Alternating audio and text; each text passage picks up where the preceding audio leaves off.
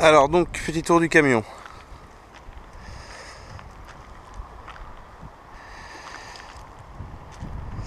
La partie métallique en dessous, c'est pour la réserve de gaz 13 kg à l'intérieur.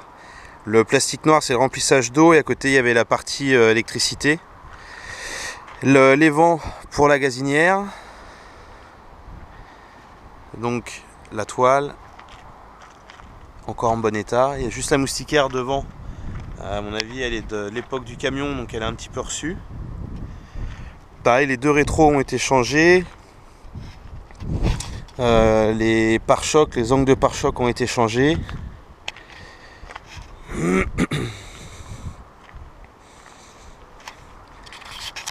À l'intérieur.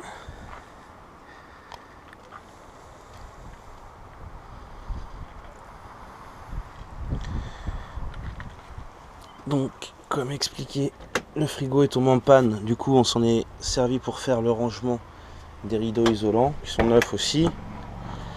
Hop. Et la partie couchette supérieure.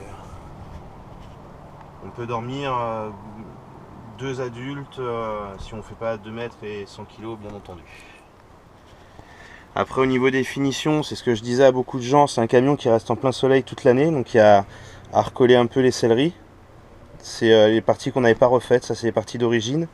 On avait racheté pour recouvrir en sky beige. On a fait aussi le toit, et en fait c'est surtout les pourtours, vous voyez, devant les pare-soleil où ça commence à se décoller avec la chaleur.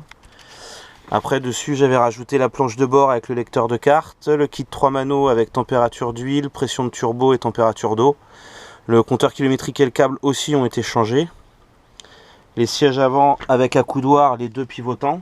Et le siège conducteur, pardon, lui par contre, il est mangé en dessous. Donc ça, j'avais vu avec un cellier, ils reprennent à 100 € pièce pour les refaire. Ou sinon, le mieux, c'est encore de mettre des sièges de Smart ou de Citroën qui s'adaptent relativement vite. À moins que j'arrive à en trouver d'ici là. Et il y a aussi derrière finir, j'ai le médium, j'ai le sky beige, finir les pourtours là, sur la partie arrière.